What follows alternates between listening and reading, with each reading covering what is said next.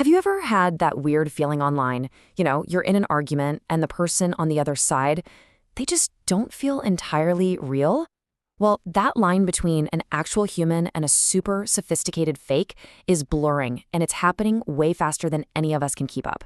So today, we're going to pull back the curtain and break down exactly how this new synthetic world is being built and, what it means for all of us. It's a question that feels so simple, but the answer is getting more complicated by the day. Because when you go online now, you're not just dealing with friends or trolls or even simple scammers.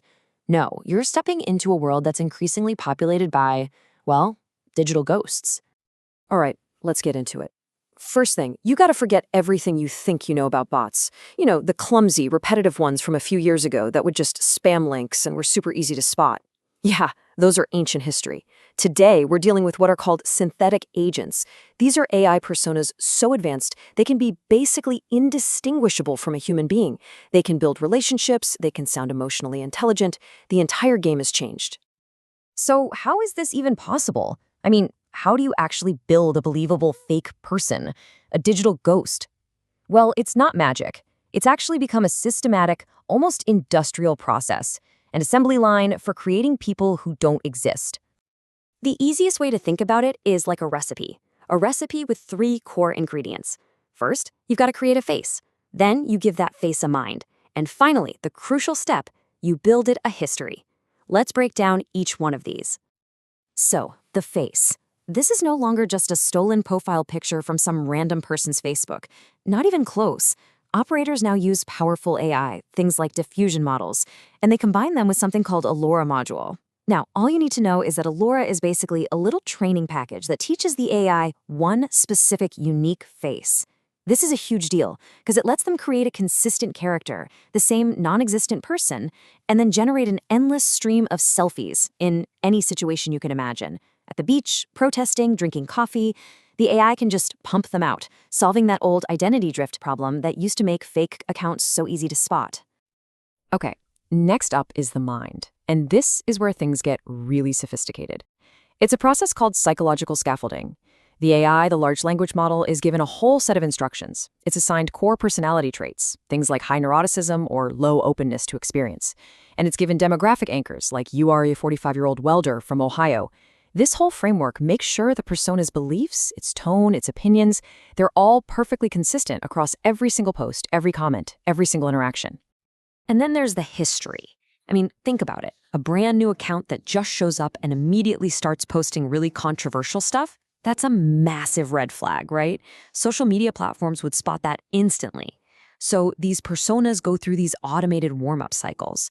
For weeks, sometimes months, they do nothing but act normal. They'll like videos of sports, they'll share pictures of pets, just building up a believable digital footprint to get past all the fraud filters. And only when they look like a real established user, that's when they're deployed for their real purpose. This all leads to what's known as the cyborg model. And yeah, it's pretty much what it sounds like. You have automation handling all the high-volume grunt work, thousands of likes, retweets, basic comments. But the second a conversation gets tricky or needs a real, nuanced human touch, a human in the loop seamlessly takes over the account. It's this perfect, creepy blend of AI's massive scale and human cleverness. Okay, so you've built your army of digital ghosts. Now what? How do their fake ideas actually break through and go mainstream? Well, the process is best described as an information laundromat. It's a system designed specifically to wash a lie clean of its origin so it comes out looking like a legitimate, organic idea. It works like a pipeline, and it's pretty slick. Step 1 is placement.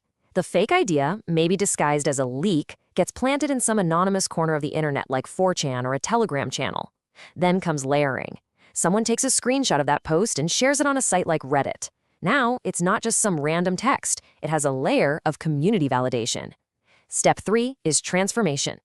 That screenshot of text gets turned into a totally new format, like a viral TikTok video with dramatic music. And finally, integration.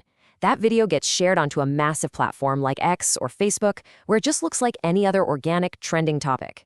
By the end of the cycle, its fake origin is completely gone. It's been laundered. And these laundered ideas aren't just left to fend for themselves. Oh no, they're pushed by these coordinated teams of fake accounts, each with a specific job. You've got the inflamers, whose only purpose is to post the most outrageous, polarizing stuff they can think of. Then the legitimizers swoop in right behind them with likes and comments of agreement to create that illusion of social proof.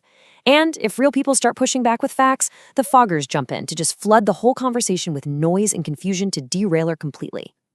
But honestly, their most sophisticated tactic is creating conflict literally out of thin air. It's called simulated conflict.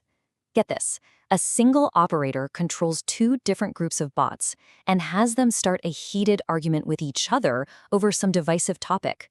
The insane amount of engagement, all the replies and quote tweets, tricks the platform's algorithm into thinking this is a huge, important conversation. So it starts boosting the topic, pulling real, unsuspecting users into a controversy that was completely manufactured from the start. So you have to be asking yourself, who is behind all this? Who's paying for it? Well, this entire ecosystem is powered by a professional, monetized industry. Welcome to the shadow economy of influence as a service. What do you think that number is? $2,000. That's the average going rate for a single stolen, verified blue check account on a major social media platform. It's a market where instant authority has become a commodity, and it's got a pretty hefty price tag. And I'm not talking about some shady back alley deal. This is a highly professional marketplace with basically a menu of services. You need 1,000 characters of supportive social media comments? That'll be $8. How about an entire fake news article on a spoofed website that you can use as a source? That's about $600. Want to get your narrative placed in a way that looks like it's coming from a major, top-tier media outlet? That'll run you about $18,000. Credibility itself is now for sale. And this whole thing is a mature, segmented supply chain. It's not one company doing everything. It starts with resource providers who sell stolen personal information. Then you have asset developers who use that data to build the armies of fake accounts. After them come the service providers, who are often disguised as legitimate PR firms, and they offer these influence campaigns as a product. And right at the top, you have strategic consultants who design the entire campaign, giving the final client, the person who actually paid for all this, total plausible deniability. But you have to understand, the real product here isn't just likes or shares or retweets. The real product is psychological targeting.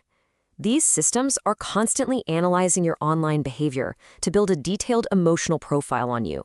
They tag you with labels like fearful or approval-seeking, and then they deploy content that is specifically designed, down to the word, to trigger those exact emotions in you. So, how is this all so incredibly cheap to operate? I mean, it seems like it would cost a fortune. Well, it's because this whole industry is secretly subsidized by another massive shadow economy, ad fraud. The billions of dollars lost every year to fake ad clicks. That money funds the exact same server farms and proxy networks needed for influence operations. It makes the additional cost of running a huge political influence campaign almost zero. Now we have to pivot and look at the future. Because if you think what we've just covered is concerning, the next frontier of this is where things get genuinely terrifying. The whole battlefield is shifting. It's shifting from human minds to AI minds. The goal is no longer just to influence what you think. The new goal is to influence the AI assistants that are going to be managing more and more of our lives. And this war is going to be waged by something called adaptive identity agents. These are not static, pre-programmed personas. No, they use reinforcement learning to constantly evolve. So if their aggressive posts get more likes, they actually become more aggressive. They learn in real time how to become more and more persuasive by watching what works. And this leads to an absolutely chilling prediction straight from the research material, which states, by 2028, influence operations will target AI agents, not humans. Just let that sink in. This means poisoning the data streams that your personal AI uses to learn about the world, subtly manipulating its perception of reality to influence your purchasing decisions, your voting decisions, everything. The technical name for how this works is a mouthful: second-order prompt injection. But here's an easy way to think about it. It's like a Trojan horse for your AI. Malicious commands are hidden inside normal web content, like a message written in invisible ink. So when your AI assistant scans an article for you, it unknowingly picks up that hidden instruction and then carries it out later.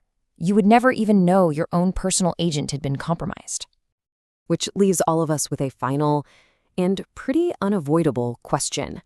In a world where our digital reality is becoming more and more synthetic, a world where even our own AI assistants can be quietly turned against us, what is left to trust?